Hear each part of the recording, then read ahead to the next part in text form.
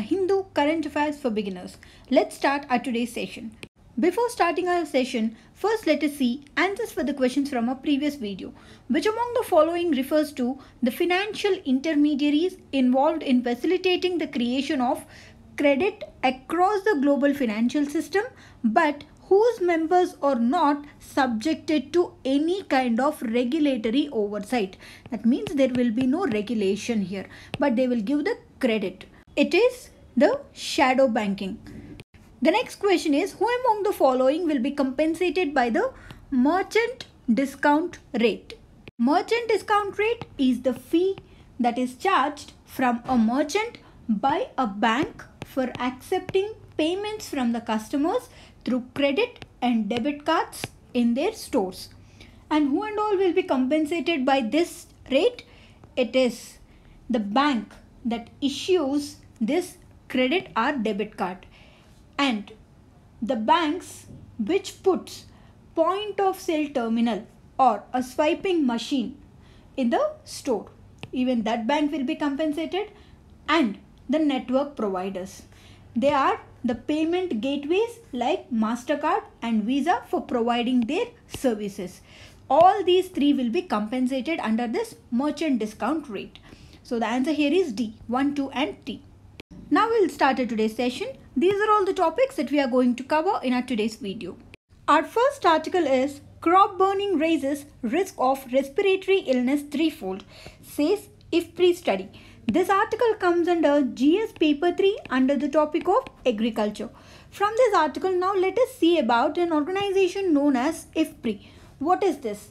International Food Policy Research Institute. International Food Policy Research Institute.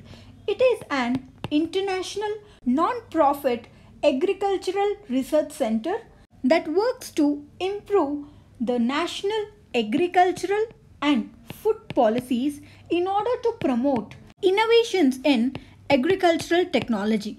Its vision is to see a world free of hunger and malnutrition.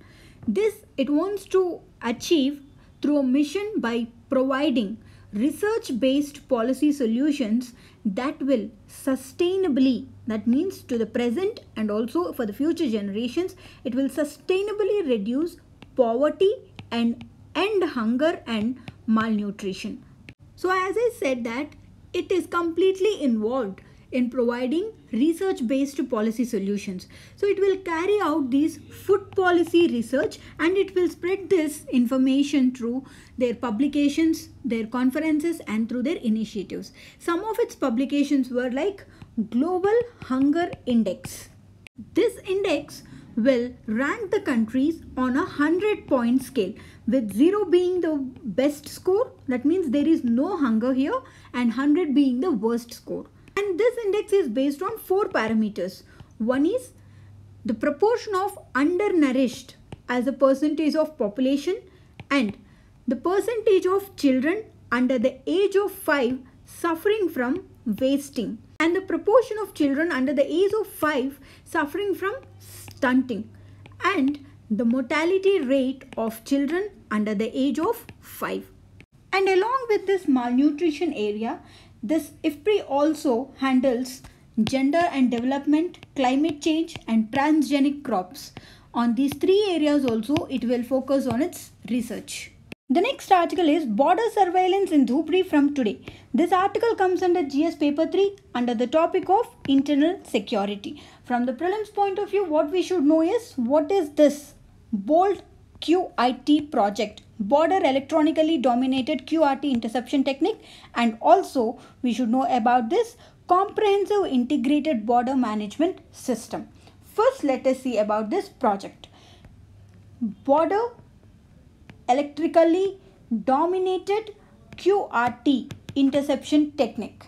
This project will install technical systems under Comprehensive Integrated Border Management System that will enable the border security forces to equip Indo-Bangla borders with different kinds of sensors in unfenced riverine area of Brahmaputra and its tributaries. What is the need of this project now? We know that the Border Security Force is responsible for guarding 4,096 kilometers of international border with Bangladesh. The implementation of this project will not only help the Border Security Force to prevent all types of cross-border crimes, but also provide respite to the troops from round-the-clock human surveillance. Then, what is this comprehensive integrated border management system?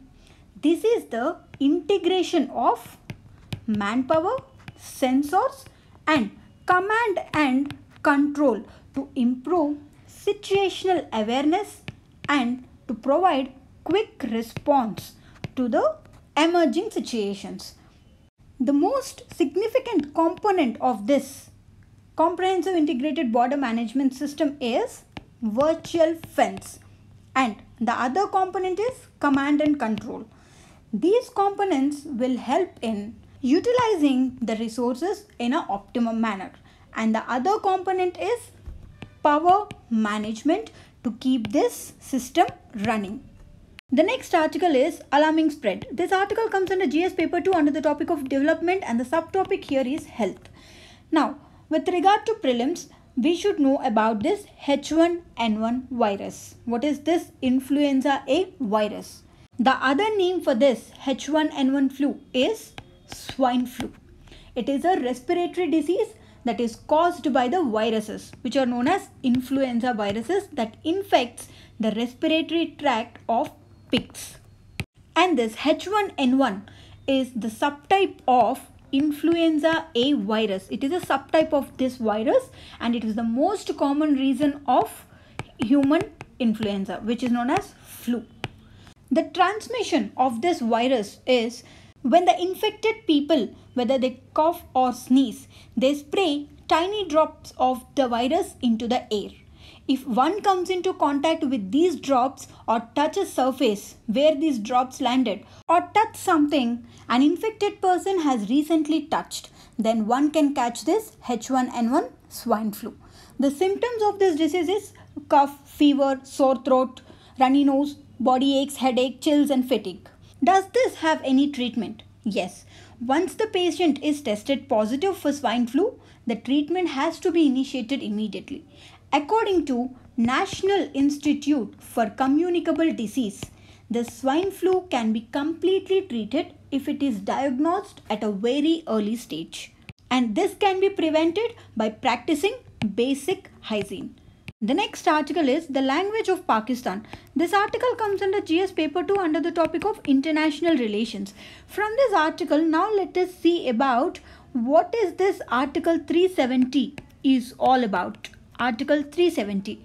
This Article 370 is a temporary provision that grants special autonomous status to Jammu and Kashmir under Part 21 of the Indian Constitution. Now let us see what are the provisions of this article. According to this article, except for defense, foreign affairs, finance and communications, Parliament needs the state government's approval for applying all other laws in Jammu and Kashmir. That means the state's residents, they live under a separate set of laws, including that are related to citizenship, ownership of property and fundamental rights compared to that of the other Indian citizens. And the Indian citizens from other states, they cannot purchase land or property in Jammu and Kashmir as per Article 370. And under this Article 370, the centre has no power to declare financial emergency under Article 360 in the state. It can declare emergency in the state only in case of war or external aggression. And the union government cannot declare emergency on the grounds of internal disturbance or imminent danger unless there is a request by the state government of Jammu and Kashmir. And under Article 370, the Indian Parliament, they cannot even increase or reduce the borders of Jammu and Kashmir. And the jurisdiction of Parliament of India with regard to Jammu and Kashmir is confined only to the matters that were listed in the Union list and also in the concurrent list. There is no state list for the state of Jammu and Kashmir. And at the same time, when in relation to the other states, the residuary power of the legislation belongs to the parliament. Whereas in case of Jammu and Kashmir, the residuary powers belongs to the state legislature. But there are some exceptions to this, where the parliament will have exclusive powers like preventing the activities that are related to secession or session, or disrupting the sovereignty or integrity of India. And the power to make laws related to preventive detention in Jammu and Kashmir also belongs to the legislature of Jammu and Kashmir, but not to the Indian Parliament. There is no preventive detention law made in India that extends to Jammu and Kashmir. And the part 4, which deals with the directive principles of state policy, and part 4A, that deals with the fundamental duties of the Indian Constitution, are not applicable to Jammu and Kashmir. So from the prelims point of view, from this article, the key features of this article 370 is important. The next article is Solar Powerhouse. This article comes under GS paper 3 under the topic of infrastructure, and the subtopic is energy. From this article, from the prelims point of view, now we are going to see about two things. One is National Solar Mission, and the other thing is what is this Rooftop Solar Program. First, National Solar Mission. This mission is also known as Jawaharlal Nehru National Solar Mission. It is one of the 8 key national missions that comprise India's National Action Plan on Climate Change, NAPCC. The aim of this National Solar Mission is to reduce the cost of solar power generation in the country by adopting a long-term policy and large-scale deployment goals, and by using research and development. The objective of this mission is to establish India as a global leader in solar energy by creating policy conditions for its development across the country. Now if we see what are the targets under this mission is, I have said that one of its aim is to deploy large scale goals. So here its target is to deploy 100 gigawatts of grid connected solar power by 2022, and this 100 gigawatts comprises of 40 gigawatts from Rooftop program and 60 gigawatts through large and medium scale grid connected solar power projects. And this mission has a 3-phase strategy to achieve these goals. Next, let us see about this Rooftop solar program. Just now we have seen this, out of 100 gigawatts, which is the target under this National Solar Mission, 40 gigawatts has to be deployed from this Rooftop solar program. These rooftop solar installations can be installed on the roofs of the buildings. That could be commercial and residential. This rooftop solar will provide the companies and the residential areas with an option of an alternative source of electricity that is provided by a grid. And the main benefit is to the environment because it reduces the dependence on fossil fuel which generates electricity. The next article is Will Work to Ease Tensions, says China. This article comes under GS paper 2 under the topic of international relations. From this article, now let us see about this SCO, Shanghai Cooperation Organization. The Shanghai Cooperation Organization is a Eurasian political, economic and military organization, and it functions with the objectives of cooperation between member nations on security related concerns, military cooperation, intelligence sharing and counter-terrorism. This was founded in 2001 by Russia, China, Kazakhstan, Kyrgyzstan, Tajikistan and Uzbekistan. In 2017, India and Pakistan were also granted with this SCO membership. Now this SCO comprises of these 8 member nations. Next article is Bharatmala Pariyojana. This article comes under GS paper 3 under the topic of infrastructure, and the subtopic here is roads. Now let us see what is this Bharatmala Pariyojana. This Bharatmala project is the second largest highway construction project in the country since National Highway Development Project, under which almost 50,000 kilometers or highway roads were targeted across the country. And this Bharatmala will improve connectivity, particularly on the economic corridors, border areas and far-flung areas, with an aim to provide quick movement of cargo and to boost exports. And here you can see that this program includes economic corridors, 9,000 kilometers of economic corridor, coastal and road port connectivity of 2,000 kilometers, and these greenfield expressways of 1,900 kilometers. This program will be executed by the Ministry of Road Transport and Highways, National Highway Authority of India, National Highways and Infrastructure Development Corporation Limited, and State Public Works Department. This project gets its funding in three ways: through market, through private investment, and through asset recycling of National Highway Authority of India's toll assets. Next article is 7 banks fined for delayed SWIFT implementation. This article comes under GS paper 3 under the topic of economy. Now let us see about this concept known as SWIFT. Society for World Interbank Financial Telecommunication System. This is the global financial messaging service that will enable financial institutions across the world to send and receive information about financial transactions in a secure, standardized and reliable environment. This mechanism is used to transmit messages that are related to cross-border financial transactions. What it does? This will not facilitate fund transfer. Here no fund transfer will be facilitated by the SWIFT. But what it does is it will send payment orders that must be settled by the correspondent accounts that the institutions have with each other. And the SWIFT is a secure financial message carrier because it transports messages from one bank to its intended bank recipient.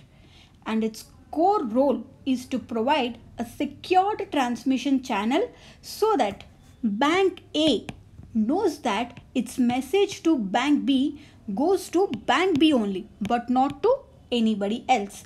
When the Bank B in return should know that Bank A and no one other than Bank A has sent, read or altered the message on the way. This SWIFT is a global member-owned cooperative which is headquartered in Brussels of Belgium. And it was formed by a group of banks from 15 countries that formed a cooperative utility to develop secure electronic messaging service, and they had set up some common standards to facilitate these cross-border payments. Now, what about this SWIFT India?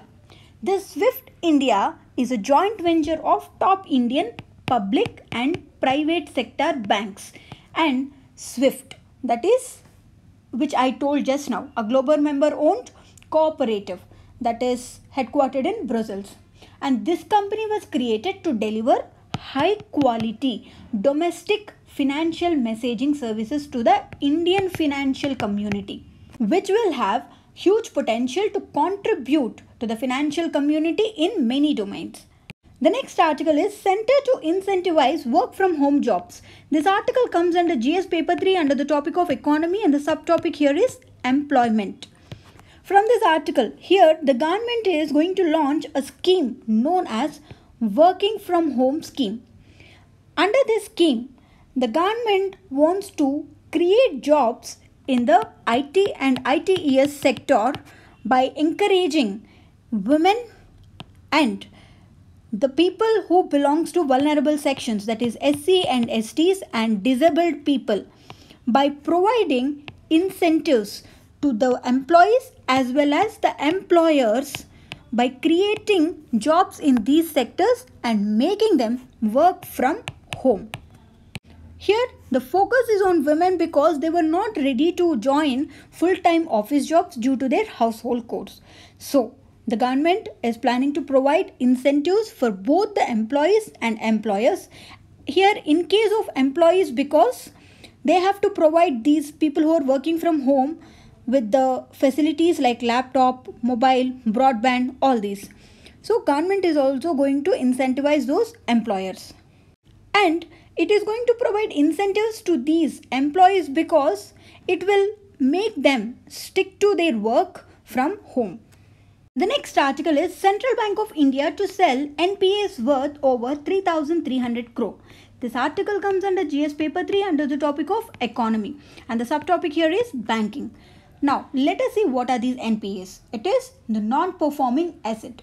When a borrower stops to pay interest or the principal on a loan, then the lender will lose his money. Such a loan is known as non-performing asset. Indian banking industry is seriously affected by these non-performing assets. Now let us understand this with an example.